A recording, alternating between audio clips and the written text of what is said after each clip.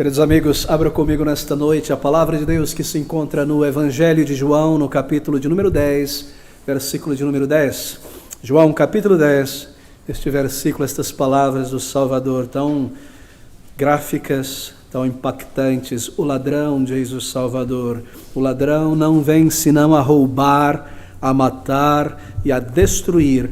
Eu vim para que tenham vida e a tenham com abundância. O título da nossa mensagem nesta noite é uma pergunta. Você, nesta noite, você possui vida na alma? Uma pergunta derivada destas palavras do Senhor Jesus Cristo, dizendo sobre Ele mesmo: eu vim para que tenham vida e a tenham com abundância. Queridos amigos, aqui nesta jornada, nesta vida, como almas, como pessoas que nós somos, todo ser humano possui pelo menos 3 inimigos espirituais. Cada pessoa neste mundo, andando por esta jornada breve, curta, antes de partirmos para a eternidade, temos pelo menos 3 inimigos das nossas almas, 3 inimigos espirituais. O primeiro deles são os nossos pecados.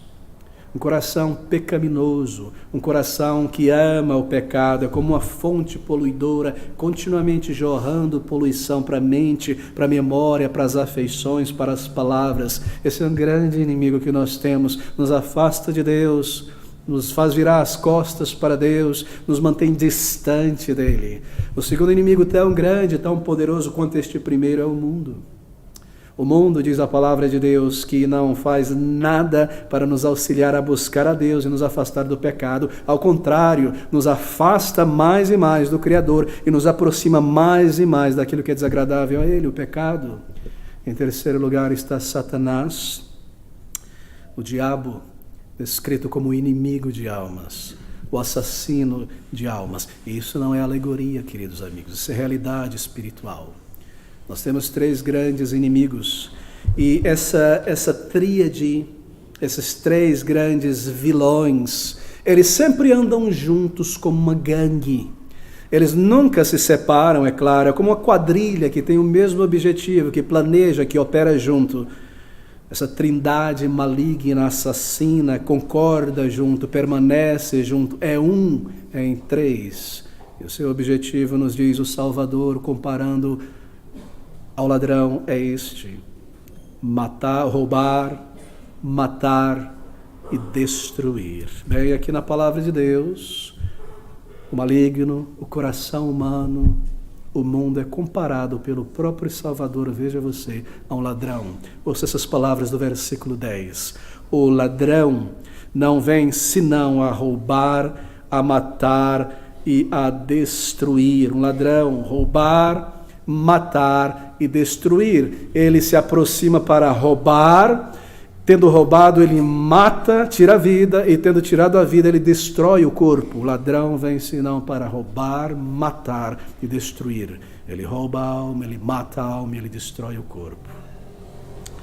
E esses 3, o mundo, o meu coração pecaminoso e Satanás, juntos se comportam como um salteador muito sagaz, muito eficiente, muito cruel.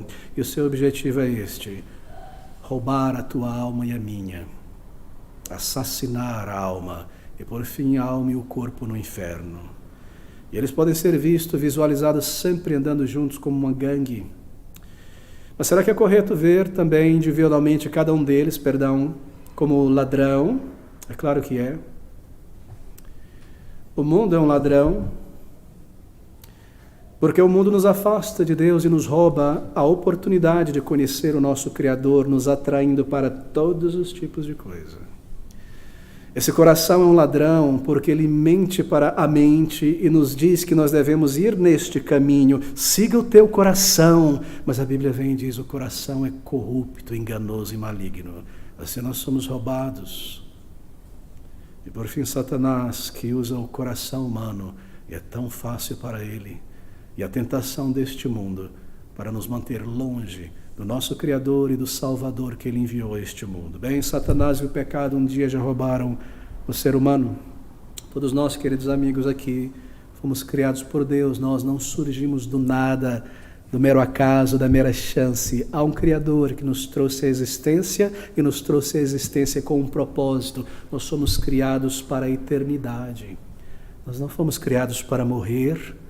É por isso que há esta ânsia diante da morte, este temor, este medo, não querer falar sobre ela, não querer pensar sobre a morte, colocá-la de lado, em seu lugar, entretenimento, o que quer que seja, que não me faça lembrar e pensar que a morte está chegando. Deus criou Adão e Eva no princípio, com imensas capacidades.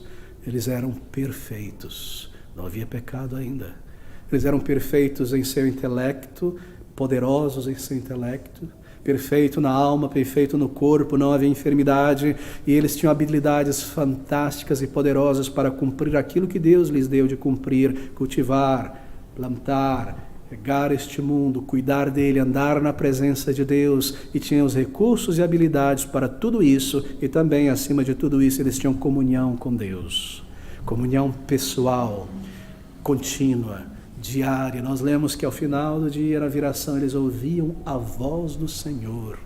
Havia comunhão perfeita e unidade perfeita do homem com o seu Criador, e assim ele vivia. Ele era reto diante de Deus, ele era justo diante de Deus, ele tinha um relacionamento pessoal, individual com o seu Criador, e ele era herdeiro do mundo e da vida. Mas por causa do pecado, por causa do diabo, o ser humano foi roubado, foi assassinado, foi levado à miséria, foi roubado desta comunhão com Deus, foi roubado desse status de perfeição, foi roubado deste privilégio tão elevado, nunca morrer, viver para sempre em comunhão com o seu Criador e experimentar de coisas tão maravilhosas por toda a eternidade. Roubado e então assassinado espiritualmente. O diabo os prometeu grandes coisas. No dia em que comeres deste fruto, os teus olhos serão abertos. E tereis o conhecimento do bem e do mal, disse Satanás. E eles tiveram de fato. Ele estava certo. Quando eles desobedeceram, seus olhos foram abertos. E eles tiveram conhecimento do bem e do mal, do bem que perderam, do mal que causaram. E a morte entrou no universo e neste mundo. É por isso que todos pecaram. E é por isso que nós nos encontramos neste estado. Será que Satanás e o pecado não trouxe tamanha tragédia à humanidade? O homem possui este direito dado por Deus, de um relacionamento pessoal com Ele, as bênçãos de Deus. Mas o pecado e Satanás, descrito aqui como um ladrão, nos enganou, nos roubou, tomou a oportunidade e ainda ele segue em nossos dias, roubando milhares e milhares de pessoas dessa oportunidade de ouvir o Evangelho e do perdão de Deus. Queridos amigos, deixe-me perguntar nesta noite, aqui está a alegoria do Senhor, não é minha. O ladrão vem senão a roubar, matar e destruir. Eu, diz o Salvador, vim para que tenham vida. De que maneira esta gangue tem operado até os nossos dias? Bem, da seguinte maneira: o pecado, o mundo, Satanás, bem, ele opera da seguinte forma: ele tenta te convencer que você não possui uma alma, que você é um mero animal elevado e sofisticado. Você não tem uma alma. Você é um mero animal sofisticado. Somos chamados de animais irracionais, não é verdade? E você não tem uma capacidade de comunicar com Deus, teu Criador, porque não existe um Criador. Você é um mero animal que num processo evolutivo chegou por sorte, acaso, a estar onde está. Não existe nada mais além disso. Nada mais além de matéria, carbono, no final tudo será queimado, consumido, e quando o sol se esfriar e nós morreremos, e chega ao fim e acabou e não há mais nada. É assim que ele engana as pessoas. Não há nada para além do túmulo. Não há nada do que esperar ou se alegrar, nada do que temer, tudo irá acabar na grande morte final do universo. Não há um Deus, não há um Criador pessoal, não há um Senhor, não há um dia de prestar contas. E como ele mata, então, nos ensinando, projetando esta ideia por filosofias, músicas, novelas? Bem, muito fácil. Se não há um Deus, então não preciso me preocupar com Ele. Eu não preciso me preocupar com a minha consciência que me culpa. Isso é resultado da minha programação social desde a infância, por isso eu me sinto assim. Não há Deus. É assim que ele mata. até que eu chegue ao final de meus dias e entre na presença do meu Criador para prestar contas a Ele. Há uma outra maneira que ele mata, ele rouba, ele assassina almas. Ele mantém uma pessoa longe de Deus. Bem, se ele não consegue te convencer que Deus não existe, então ele te dirá o seguinte: sim, ele existe, mas veja, calma aí, ainda há muito tempo para você buscar a Deus. Ainda há muito tempo, é muito bom que você crê em Deus. Você não é um pagão, você crê em Deus, mas calma, você pode aproveitar ainda bastante. E aí, no último fôlego, você busca Deus. Aproveite bastante, seja inteligente. Há muito tempo, você pode deixar isso para depois. Como ele mata, te mantendo em estado de pecaminosidade. A tua culpa é minha culpa. Ele engana. Até que eu parta para a eternidade como um pecador não regenerado, não transformado por Deus, não perdoado e tenha que prestar contas ao meu Deus. E o mundo tem sucesso de outra maneira. Nós estamos mencionando esta gangue individualmente, não é? O mundo tem sucesso de uma outra maneira. Ele te leva a crer em mentiras, por isso ele rouba, ele mata e destrói. Bom, por exemplo, a nossa geração atual, das últimas décadas, tem sido convencido pelo mundo, por Satanás atrás disso, que Deus, ele existe. Mas Deus, ele é amor somente. Deus é apenas amor. E no final tudo estará ok. Que era isso, Deus vai ver os meus pecados. Deus é maior do que meus pecados. Ele não é pessoa pequena. Ele vai me salvar porque eu sou uma pessoa que faço o meu melhor. Eu sou verdadeiro. Eu sou uma pessoa que faço o meu melhor. Deus é amor, não é? Independente de meus pecados, tudo estará ok. Tudo estará ok, porque Deus é amor. E o teu coração concorda com isso. Se eu não nasci de novo. O teu coração deseja isso. E você está em paz com esta história do mundo. E talvez você viva assim e tenha crido assim por muitos e muitos anos. E de que maneira ele mata uma pessoa através deste engodo, desta mentira? Bem, te levando a imaginar que Deus não é santo, não é justo, e que ele não irá julgar. Oh, queridos amigos, a Bíblia não diz que Deus é apenas amor, porque Deus não é Afrodite, Deus não é Cupido, Deus não é Fotos, Deus é Jeová, Senhor, santo, justo, glorioso. Ele é todas estas coisas puras, santas, justas e verdadeiras. Ele não é o Deus amor, ele é amor, mas não o Deus amor. Porque ele também é o Deus justo, o Deus santo, assim, tudo isso ele é. Ele não é uma coisa apenas. E o seu amor é santo, e a sua justiça é amorosa. E o fato de ele ter criado o inferno e um dia de julgamento, uma prova tão colossal do amor de Deus, que ele irá cessar o pecado do universo e punir o pecador, e punir Satanás, e lançar e extirpar toda a maldade e o mal do seu novo universo, céu e terra, onde não haverá mais pecado. Isso é grande amor, onde irá imperar a justiça. Assim Satanás rouba, engana, mata a tantos. E de outras formas, Satanás rouba e mata a alma através da sua principal criação, que é religião. Ele é o criador da religião. E ele é fantástico em sua criação. Ele conhece muito bem a alma humana. Ele é o primeiro psicólogo.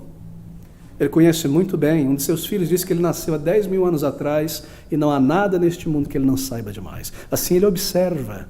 E observando as pessoas, as tendências, os sentimentos, as personalidades, ele então cria uma religião de acordo com a personalidade. Não é assim que nós fazemos no comércio, no business, no marketing? É claro, produto certo para a pessoa certa. Assim, se você é uma pessoa que crê que pode se justificar diante de Deus pelo teu bom coração, teu bom esforço, ele te dá uma religião, ou muitas baseadas em boas obras, que te diz, faça isso, isso, isso, isso, e Deus vai te aceitar. E ele te mantém preso ali, longe da palavra de Deus, longe da verdade. Se você é uma pessoa mais violenta, zelosa em tua religião, então ele te dá uma religião que diz assim, se você morrer matando o inimigo e explodir o maior número possível, você vai direto para o céu e vai ter muito prazer lá e muita coisa boa lá. E você permanece ali e faz o teu pior, ou melhor, o teu melhor para tentar agradar a este Deus. Ele sabe que você é uma pessoa mais cética ou que se diz racional, então ele cria algum tipo de religião do tipo, não é ciência cristã, racionalismo filosófico, ciência da felicidade, ou o que quer que seja. E assim ele cria suas arapucas e mantém pessoas em todo tipo de prisão para que elas concluam suas vidas e tenham que encarar a verdade, o seu Criador. É assim que ele rouba, é assim que ele mata, é assim que ele destrói. E ainda outras formas, algumas pessoas, por exemplo, por causa desse coração mau, enganoso, elas inventam seu próprio Deus. Bem, talvez você tenha feito isto. No lugar de pegar da prateleira um Deus já pronto, preparado, uma religião que se encaixa com você, que te permite viver em teu pecado e ao mesmo tempo ter a Deus. Você cria, você não gosta dessas religiões, tem que fazer isso, tem que fazer aquilo, é muito emocionalismo ou é muito racional. Você cria o teu Deus, teu coração forja este Deus, martela e forja ele. E há pessoas que dizem coisas do tipo, bem, para mim Deus é isso, aquilo mais. Você já viu isso? Deus é assim. Ou seja, eu criei este Deus para mim. Eu estou esculpindo este Deus. Para mim, Deus, ele é amor, ele não se importa com o pecado.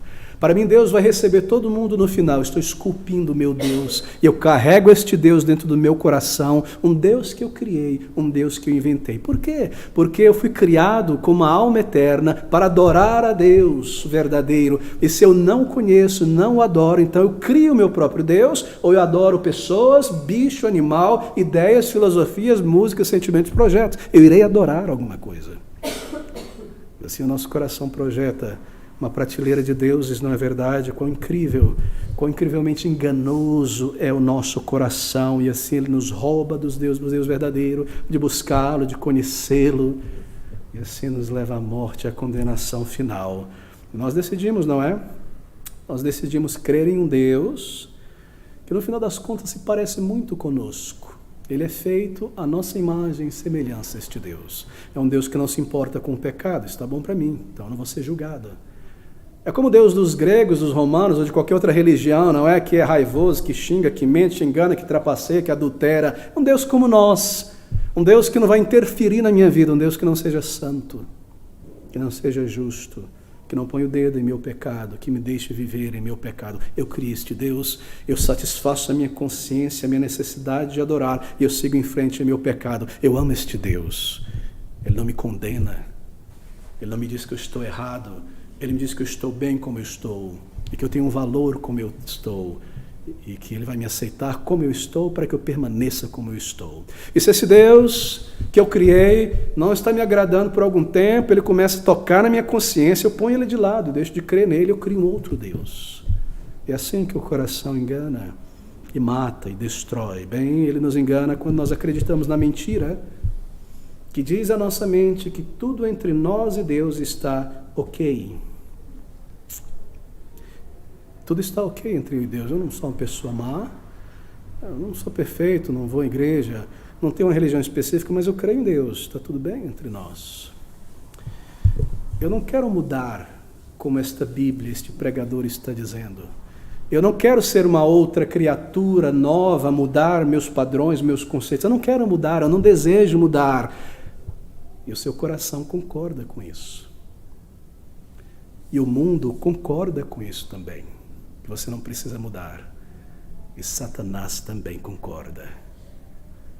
E Satanás, e o mundo, e o diabo te dizem: cola com nós, que nós é da hora. Cola com nós e você irá brilhar. Ele concorda com o teu coração. Você não precisa mudar. Permaneça como você está. Religioso, com suas boias de salvação, batismo, participação na igreja. Ele está muito feliz. O mundo está muito feliz, ele te ama. Para que irritar o mundo? Para que ser diferente? Você já tem ouvido essas mentiras percorrendo a mente? Assim ele te rouba da verdade, desse potencial dado por Deus de comunicar-se com Ele na alma, no espírito, e adorá-lo e buscá-lo. E Ele te mantém preso nesta vida, nesta ideia, até que você termine os teus dias. Queridos amigos, o Senhor Jesus Cristo, Ele contrasta a sua vinda a este mundo com a missão do maligno, do mundo, de Satanás e do coração. Ouça essas palavras tão gráficas. O ladrão, diz o Salvador, não vem senão a roubar, matar e destruir. Eu, em contraste, vim para que tenham vida e a tenham com abundância. Eu vim para que tenham vida. Como foi que o Salvador Jesus Cristo alcançou esse poder, este direito de falar palavras tão diretas que nenhum outro homem jamais ousou falar? Você nunca lê em religião alguma das maiores o líder, o fundador daquela religião dizendo, eu sou a verdade. Não, ele diz, o meu ensinamento é o caminho para a verdade. Eu sou a vida. Ele diz, não, se você seguir nesse espaço, você encontrará a vida e será dissolvido na vida eterna no Nirvana. Nenhum fundador de religião diz, eu sou a verdade. Olhe para mim, eu sou a verdade. Nenhum diz, eu vim para lhe dar vida que você não tem. Mas aqui está Jesus Cristo reivindicando isso e dizendo isto. Quem lhe deu esta autoridade? Quem lhe deu este poder para perdoar pecados, para dar vida, para salvar, para transformar? Bem, ele próprio diz. Observe, eu vim, ele diz, o próprio Deus desceu a este mundo. A segunda pessoa da Santa Trindade, eu vim. O Deus eterno, igual ao Pai, ao Filho e ao Espírito Santo. Aquele querido amigo que um dia disse, haja luz, e todas as ondas de fótons começaram a se mover, iluminando e se espalhando pelo universo. Foi ele. Ele veio. Ele que criou o homem, criou a alma humana, ele veio. Ele que criou as galáxias e os anjos e os serafins de glória, ele veio a este mundo.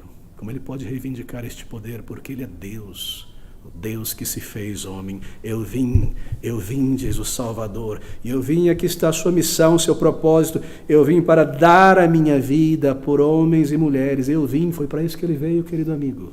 Foi para isso que ele tomou um corpo e uma natureza humana, porque ele precisava morrer pagando no lugar de pecadores. Um anjo não poderia fazer isso, ele não possui um corpo. E um homem que possui um corpo pecaminoso, uma alma pecaminosa, um sacrifício não aceitável. Ele veio. O nosso problema, querido amigo, o nosso pecado é contra um Deus eterno, santo e glorioso, que merece uma punição eterna, daí um inferno eterno. Somente um ser eterno poderia vir e pagar pela consequência eterna de um pecado eterno e oferecer um sacrifício aceitável, completo, eterno, e livrar pessoas da morte eterna e dá-las a vida eterna. Eu vim, diz o Salvador. É para isso que ele veio. Ele não veio aqui primariamente para dar exemplo para a humanidade. É claro que não. Ele veio para morrer. Para morrer.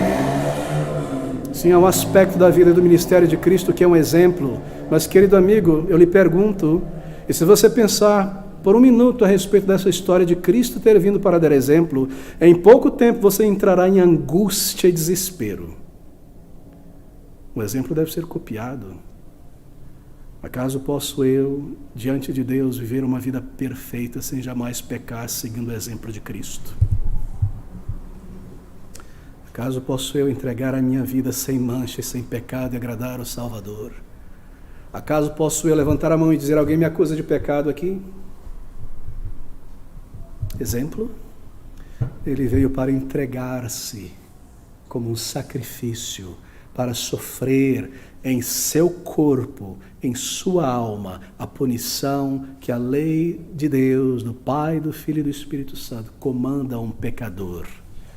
Ele veio para morrer, ele morreu, ele sofreu, ele deveria sofrer, porque ali ele estava carregando o peso do meu pecado e da minha punição.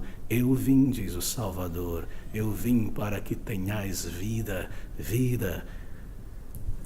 E para fazer isso, ele precisou lidar com a morte. Para oferecer a sua vida, ele precisou lidar com a morte para salvar pecadores. A morte, ensina a Bíblia, é o subproduto, a consequência do pecado humano. A morte é o resultado do pecado.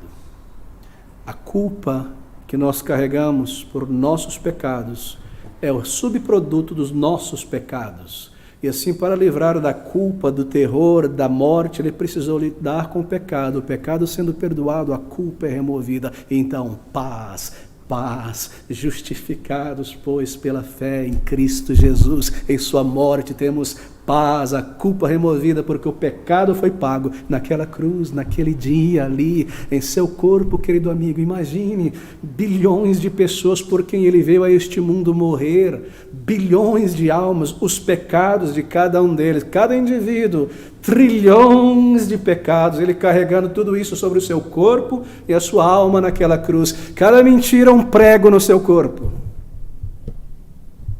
cada vaidade, e esse coração duro, essa incredulidade, a lança que perfurou o seu lado. Eu vim, diz o Salvador, para que por minha vida tenhais vida, para que por minha morte, vida. A semente, o grão de trigo, o grão de mostarda, o trigo precisou ser moído para se tornar o pão do céu. Eu vim para morrer e dar vida àqueles que creem em mim. É isso que está contido aqui. O ladrão, o coração enganoso, este mundo e o maligno, está aí senão para roubar, matar e destruir. Eu, diz o Salvador, para que tenham vida e a tenham com abundância. Querido amigo, o pecado trouxe morte espiritual. Ele leva sobre si toda aquela punição, e tendo entregue a sua vida voluntariamente, um sacrifício no lugar de pecadores, levando sobre ele a culpa daqueles por quem ele veio morrer, então ele ressuscita e ele vence a morte, ele mata a morte em sua morte. E a morte já não tem mais o domínio de manter alguém morto no túmulo. Cristo tem o poder de tirar. Não havia nada mais invencível neste universo do que a morte, não há ainda. A morte é o maior nivelador de todos, ele abaixa rico, pobre para o mesmo lugar. A morte, como este buraco negro, engolindo tudo, todos, ao longo da história, vida, pessoas, crianças, monumentos, nomes, tudo, ela própria engolida. Ó morte, diz Paulo, onde está a tua vitória? A morte foi engolida na morte de Cristo, e ele tem o poder sobre a morte. Porque ele é a vida, eu vim para que tenhais vida. É isso que ele está dizendo. Sem essa vida espiritual, querido amigo, nós não temos nada. Mas talvez alguém aqui diga em sua mente, eu já tenho uma vida, obrigado. Eu já tenho uma vida. Eu já tenho uma família, eu já tenho filhos, eu já comprei e paguei minha casa, eu tenho saúde, me recuperei daquela doença, eu tenho amigos, projetos, um contexto social. Eu tenho uma vida. Eu tenho uma vida, não preciso de outra vida. Querido amigo, o Senhor está falando de uma vida que mais elevada, mais profunda, mais valiosa e duradoura do que esta vida breve. Na verdade, esta vida que Ele promete, ela modifica a qualidade e a extensão desta vida. É vida espiritual, é vida na alma, para além do túmulo. Se me lhe perguntar novamente, você possui esta vida na alma? Você possui isso? Sem esta vida que vem de Cristo, esta nova vida, esta vida na alma, bem, nós estamos aqui neste mundo somente pela metade. Somos metade do que deveríamos ser, ou muito menos. Sem vida na alma, nós não compreendemos, não experimentamos, não somos, não podemos ver, não podemos experimentar quase nada daquilo que Deus nos criou para sermos. Tudo que há em nós é um resquício. Você e eu, por causa do pecado, somos como um artefato arqueológico. Há mais ou menos uns 22 anos atrás, eu estava com um grupo de arqueologistas ali no Mato Grosso, na floresta amazônica legal, uma represa seria construída e o governo pediu um grupo de arqueologistas, nós estávamos lá para mapear a região, procurar descobrir as civilizações históricas que existiram ali. E você cava ali, cava lá, pincela aqui, pincela lá, e de repente você encontra um pedaço de cerâmica com um formato interessante, mas você não sabe, que bonito, que interessante, mas parece que está faltando alguma coisa. Qual é a função, o valor disso? Está faltando ao restante, não é? Assim somos nós sem esta vida na alma, um pedaço, criados para conhecer, amar a Deus, e aqui, usando a mente, as emoções, estas faculdades, para lixar este mundo, para te sugar deste mundo. Criados para a eternidade, rastejando na lama do pecado. Aqui está o homem, que ser maravilhoso, criado por Deus, mas que paradoxo. Ele pode construir coisas tão belas e destruir todas ao mesmo tempo. O mesmo coração capaz de amar e odiar da mesma forma. Nós somos apenas uma parte, se nós não temos esta vida que o Senhor Jesus Cristo dá.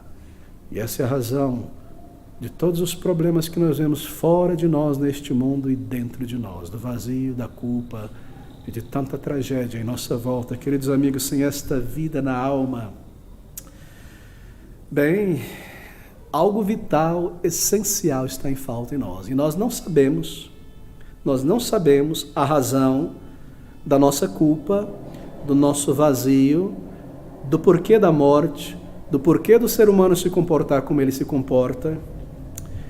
Nós não temos vida espiritual, nós estamos separados de Deus e da sua verdade, que comunica estas coisas, desta luz que comunica esta verdade, mostra todas essas coisas. Nós estamos no escuro, na ignorância espiritual, e assim nós não temos vida na alma, porque ela está inativa, inerte, ela não adora a Deus. Você já parou para pensar sobre isso? Eu sei que estou me delongando aqui. Ali está o animal criado por Deus, e aqui está o ser humano, o homem, a mulher criado por Deus, e Deus sopra o espírito de vida nele e não naquele. E ali é impresso naquela argila, naquela criatura, antes da alma um animal, uma criatura, e agora com a alma um ser humano, imagem e semelhança de Deus, moral na alma, estas gloriosas faculdades que a alma possui. A alma, este diamante incrustado em um anel de barro, tão poderosa, com estas faculdades da memória, da razão, da compreensão, das emoções. E o que nós fazemos? Nós pegamos tudo isso para viver para nós mesmos. Estas faculdades gloriosas e elevadas são usadas para este mundo. E a minha memória é um baú de lixo que me traz prazer. E a minha razão é usada para pensar e planejar como eu vou ganhar mais, como eu vou passar por cima dos outros, como eu vou me projetar mais. E as minhas emoções, que devem responder à minha mente, porque as emoções fazem parte de um sistema de resposta na alma. A mente é a locomotiva, você entende? As emoções são ativadas e nunca o contrário. No lugar de adorar a Deus e apreciá-lo e amá-lo e se derramar em louvor e gratidão e diante do Senhor, nós entregamos as faculdades da nossa alma e a emoção para futebol. E choramos e gritamos, e as emoções, nós pegamos este diamante dado por Deus para jogar a bolinha de gude e ganhar uma figurinha. Não é trágico, queridos amigos, quando você pensa a respeito disso? Criados para a eternidade, criados para andar com Deus, presos neste mundo, sem vida de Deus em nossa alma, sem esta vida espiritual em minha alma, sem esta parte que me enobrece, que dura para toda a eternidade. Bem, não ter vida espiritual é algo muito trágico, é algo muito triste também. Deixa-me tentar ilustrar de alguma maneira. É como se algo estivesse profundamente errado, algo estivesse faltando. É como, por exemplo, uma casa vazia. Já dei essa ilustração aqui antes. Uma casa vazia é muito interessante, sem pessoas, sem móveis, e você entra ali, é um sentimento um tanto estranho, né?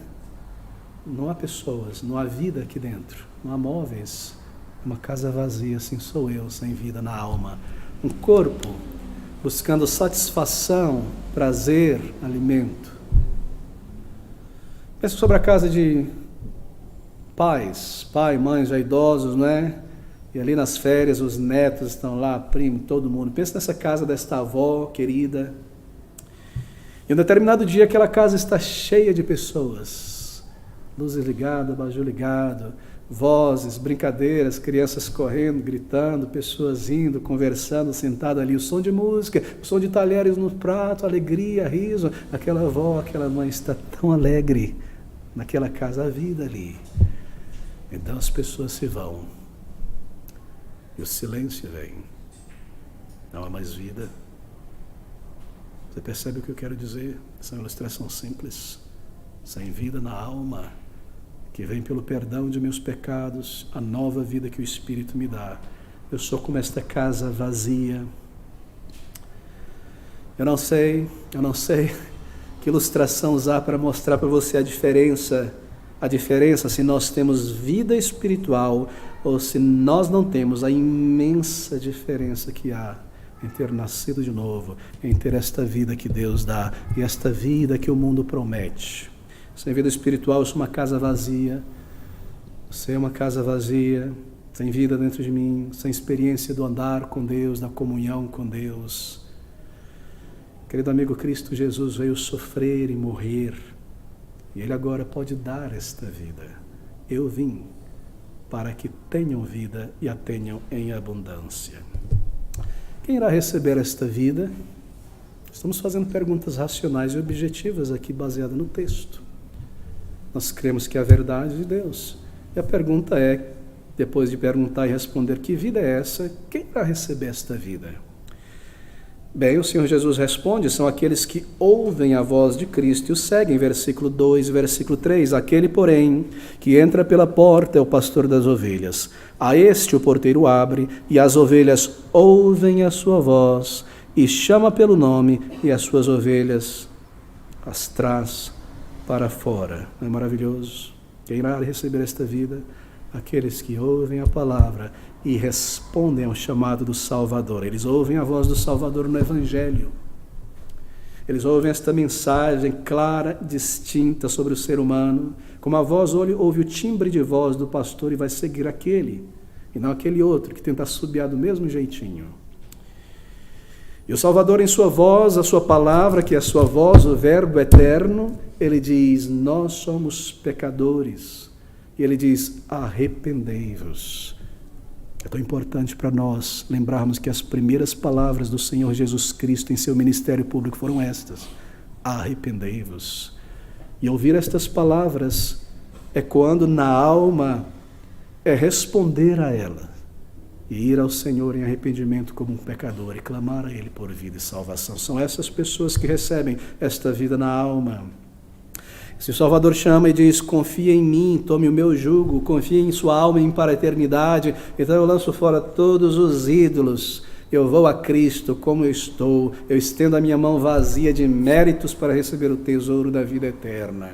E se ouvir a sua voz, é responder a ela. E se ele diz que eu darei vida, e que se alguém vier a mim, diz o Salvador, nunca será enviado fora, eu lanço o meu temor aos pés de Cristo, indo a Ele, e clamo por vida e salvação. Aqueles que ouvem a sua voz, essas pessoas é a quem Ele dá a vida, esta vida espiritual, esta vida eterna. Pessoas que se aproximam de Deus através de Jesus Cristo é que recebem esta vida, versículo 9. Eu sou a porta, se alguém entrar por mim, salvar-se-á, e entrará e sairá e achará pastagem. Vida, oh queridos amigos, é muito difícil para mim nesta noite ilustrar isso, vida na alma. Às vezes eu me sinto, não diante desta congregação, mas às vezes conversando com outra pessoa ou outra, sobre esta nova vida, como tentar explicar para um peixe que vive na água fria, como é a vida aqui no ar aberto. É algo que você experimenta quando você vai a Cristo. É algo pessoal, é algo grandioso. Ter os meus pecados perdoados. Nascer de novo, ser feito um filho, uma filha de Deus. Se você tem vida na alma, Você pode agora se comunicar com Deus, você pode orar a Ele. Uma pessoa que não foi a Cristo ainda, uma pessoa que não nasceu de novo, ela não ora a Deus. Porque eu não quero orar.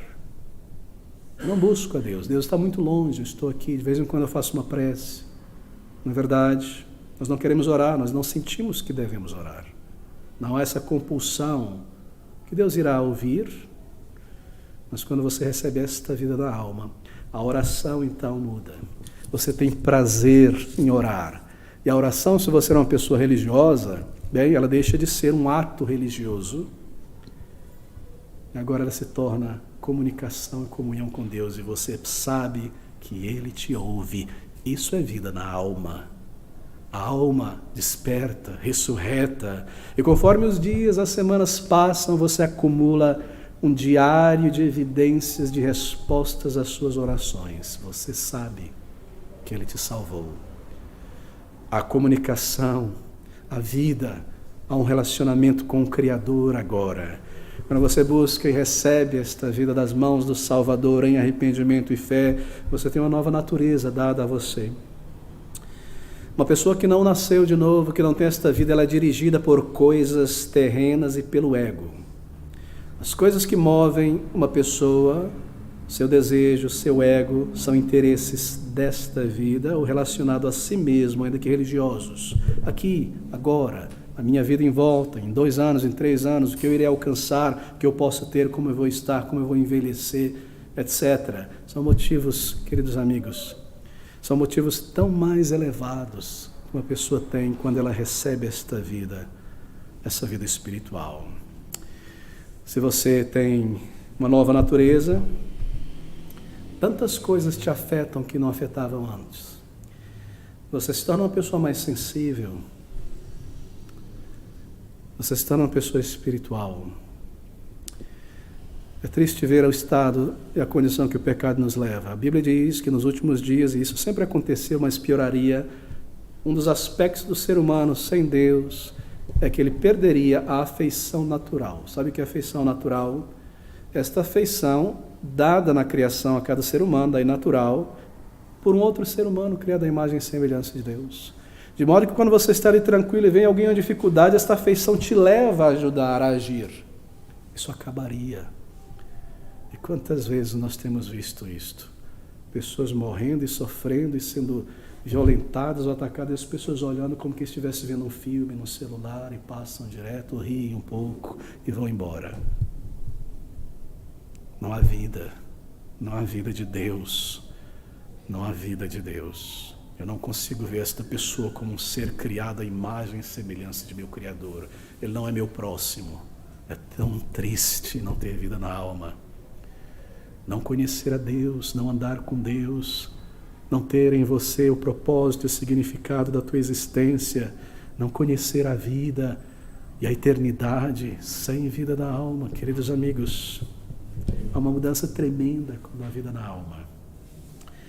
Você se torna uma pessoa mais altruísta, começa a pensar nos outros, porque agora você tem uma nova natureza e tantas coisas mudam dentro de você. O que poderia ser mais precioso do que vida na alma? Pergunte-se a si mesmo.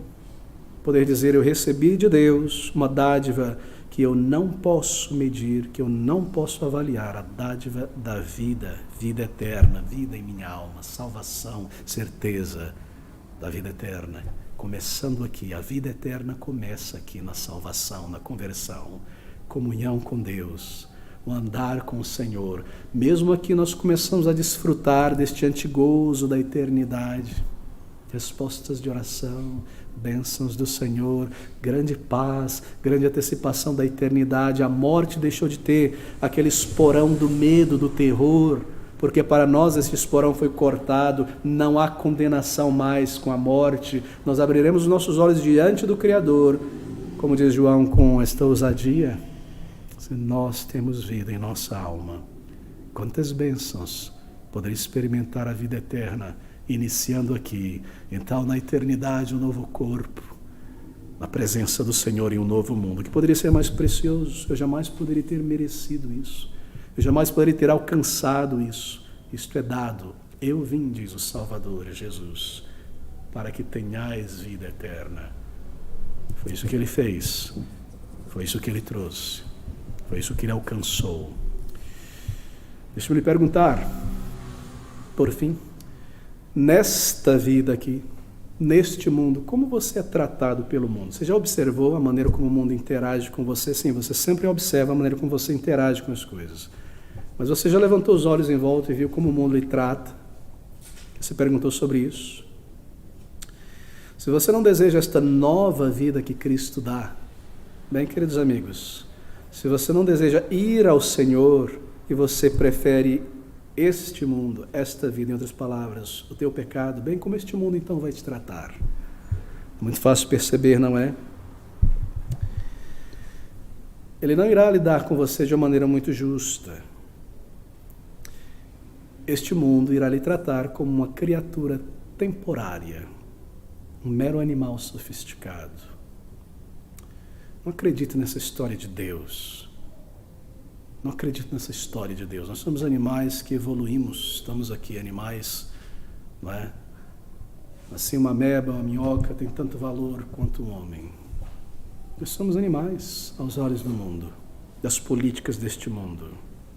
Não acredite nessa história que você pode conhecer a Deus. Não existe um Deus. E sabe o que é melhor? Não existe pecados. Esse problema que você tem aí, a gente resolve para você.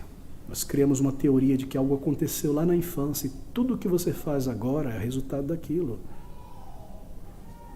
Se você é rebelde, você mente, se você é explosivo, isso é culpa de teu pai não ter te amado direito. Não que você é pecador, porque não existe pecado. Na verdade, não se preocupe com o pecado. Nós te perdoamos.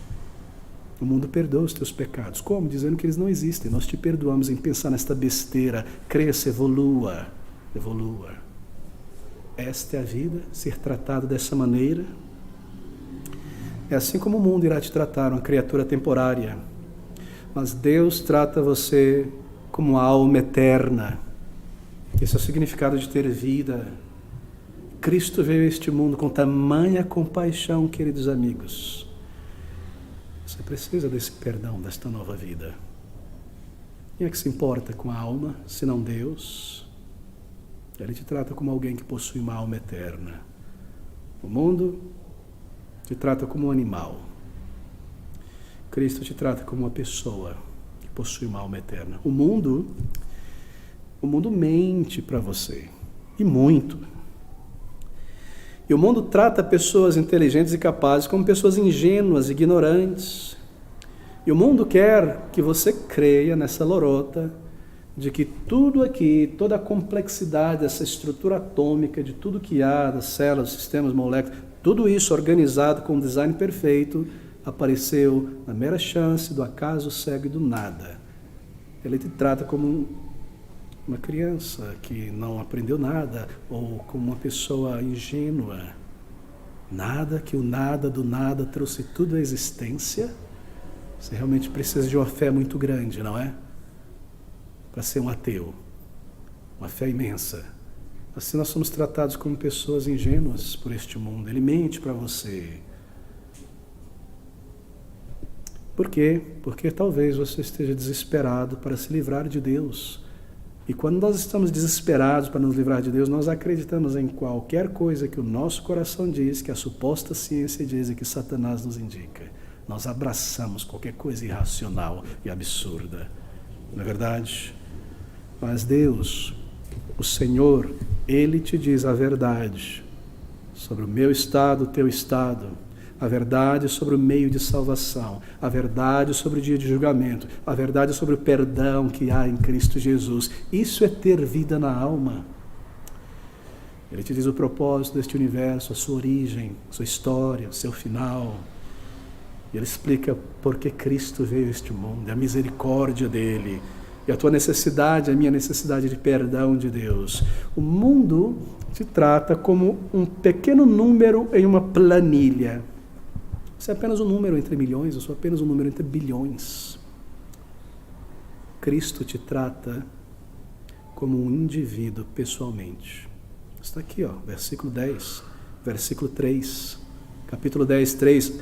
A este o porteiro abre, e as ovelhas ouvem a sua voz, e chama pelo nome as suas ovelhas e as traz para fora. Queridos amigos, Cristo Jesus veio aqui a este mundo por bilhões de pessoas, mas ele veio com indivíduos em seu coração.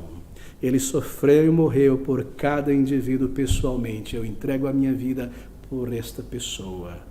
Eu o conheci por nome antes da fundação do mundo. Ele nos trata como indivíduos, ele nos chama para o arrependimento como indivíduo. Ele vê as nossas fraquezas específicas e tem paciência conosco, que nos leva ao Salvador, nos salva e nos transforma e se relaciona conosco como indivíduos, não como números em uma planilha, não como meras gotas de energia em um universo, uma massa, uma fumaça, um nirvana. Ele nos vê como pessoas, como filhos e filhas de Deus. Eu as chamo pelo nome. Aos que dantes conheceu, conhecer, os criar, o nome, ele veio por eles. Cada gota do sangue de Cristo foi eficaz para a salvação daqueles por quem ele morreu. Ele sofreu e morreu por cada um. O mundo usa você. O mundo só extrai de você, te engana, te rouba, com a mentira, com a propaganda, com o lobby. Você é um cliente. Depois que eu terminei meu curso na universidade, eu fiz uma especialização em marketing político, imagine você. E foi tão rápido, foi tão estranho, era tanto tempo atrás, tinha tanta coisa acontecendo, que a única coisa que eu me lembro foi a definição de marketing. Sabe qual é? Marketing é a ciência ou arte que faz você comprar aquilo que você não quer com aquilo que você não tem. O mundo só te rouba, extrai de você. Você é um cliente. Mas Cristo veio para que você tenha um relacionamento pessoal com Ele e conhecê-lo. Ele tem amor, meu querido amigo. Ele tem amor pela alma. Ele veio para isso. O mundo falha, não é? A política está chegando de novo. Cristo nunca falha, nunca falhou. Suas promessas são verdadeiras e cumpridas. Você crê nele, você se arrepende diante dele e ele te dá a vida eterna. E você nunca será lançado fora. Você não precisa temer. Será que um dia eu fui salvo, eu irei cair e perder a eternidade, a vida eterna? Eu vou precisar ficar neste medo, como quem anda numa corda bamba, se eu cair eu estou perdido, eu preciso ser salvo novamente. Não, não, não. Para que você nunca ouviu as parábolas do Salvador, todas elas mostram que a boa obra que ele iniciou, ele cumprirá. A ovelha perdida. Não é maravilhosa a parábola da ovelha perdida? O bom pastor vai atrás dela. Está lá perdida. E ele resgata do buraco, da boca do lobo, cura as feridas, põe o óleo, ata, bom samaritano a mesma ideia, a moeda perdida a mesma ideia e tantas outras. Cuida, põe no seu pescoço e leva para casa. Salva, chama, cura e carrega pelo seu espírito. Você imagina que depois de ter feito tudo isso, queridos amigos, tamanho esforço, ter o seu calcanhar mordido por uma serpente, e ter te carregado ali, te salvado e morrido por você, ele irá te lançar fora, porque você está dando alguns coices ali, é uma ovelha difícil. A parábola termina assim, e voltando, tendo deixado as 99, voltando para casa com aquela ovelha, o que ele faz? Ele pega a ovelha, fatia ela e faz um churrasco, para comemorar que ele salvou a ovelha. Não é? Ele destrói a ovelha. E o que ele faz com a moeda perdida, enferrujada, no escuro embaixo da cama? Achei a minha moeda, vou lavar e agora vou tentar passar por aquele buraquinho ali jogando fora. E dou-lhes a vida eterna. Dou-lhes a vida eterna. Como maravilhoso, não é? Como maravilhoso. Deixe-me concluir com estas palavras. Está em Romanos. Paulo reverberando o Salvador e o seu Evangelho. Abra comigo nesta carta gloriosa de Paulo aos Romanos, no capítulo de número 8, versículo 1. Observe, isto é vida na alma, isto é promessa, e nós concluímos aqui. Portanto, diz o apóstolo inspirado, agora nenhuma condenação há para os que estão em Cristo Jesus, que não andam segundo a carne, mas segundo o Espírito. Marca esta palavra nenhuma. Nenhuma quer dizer nenhuma. Oh, pastor, mas eu fui salvo, Ele perdoou os meus pecados passados, é maravilhoso, mas agora eu vivo em temor porque eu posso pecar e cair. Nenhuma, nenhuma. A sua morte e o seu sangue é precioso, é eficaz e poderoso para me perdoar pecados passados, presentes e futuros. Porque eu ainda estou neste corpo e Ele sabe que eu irei falhar. Mas Ele já garantiu que se confessarmos os nossos pecados, Ele é fiel e justo para nos perdoar e nos purificar de toda injustiça. Mas pastor, isso é abrir, dar um cheque em branco para o pecado. Fui salvo, posso viver na gandaia? Não. Quem permanece no pecado nunca nasceu de novo, não é verdade? Observe o capítulo 5 de Romanos. Que diremos, pois, permaneceremos no pecado para que a graça abunda? De modo nenhum. De modo nenhum. Nenhuma condenação. Assim, quando Satanás vier à tua mente, se você nasceu de novo e disser, você pecou aqui, ó. E a lei de Deus diz isso. Condenação. É verdade, você diz a Satanás. É verdade.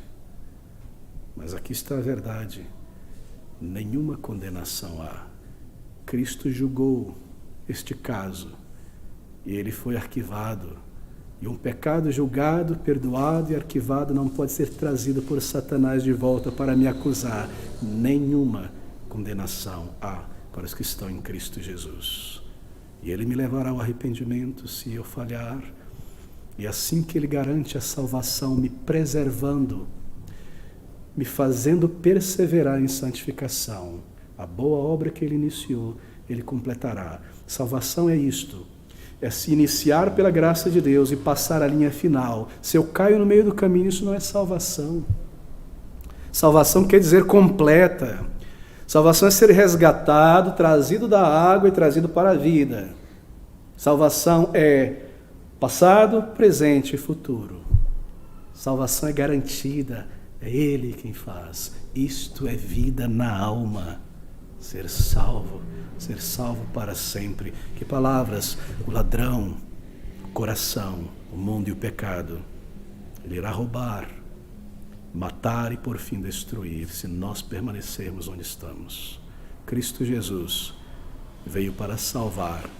Meu querido amigo, se estas palavras de alguma maneira não lhe fazem pensar e considerar, que mais poderá?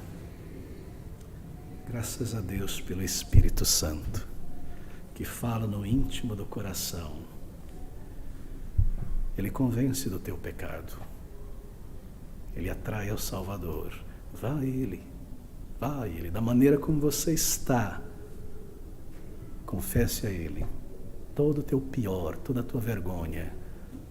Clame por vida e Ele te salvará. Ele veio para dar vida. Ele não mente. Ele não mente. Se nesta noite, ao chegar em casa, um lugar tranquilo, você se dirigir a Deus em convicção de necessidade, como um pecador, e clamar a Ele, como no Salmo 51, 32 e tantos outros, não repetindo, mas dirigir a tua alma a Ele, convicto, um pecador em arrependimento, e clamar e se entregar, Ele ouvirá. Ele irá te salvar. E então você experimentará esta vida, aqui e para a eternidade com o Senhor. Vamos concluir juntos nesta noite, adorando ao nosso Deus.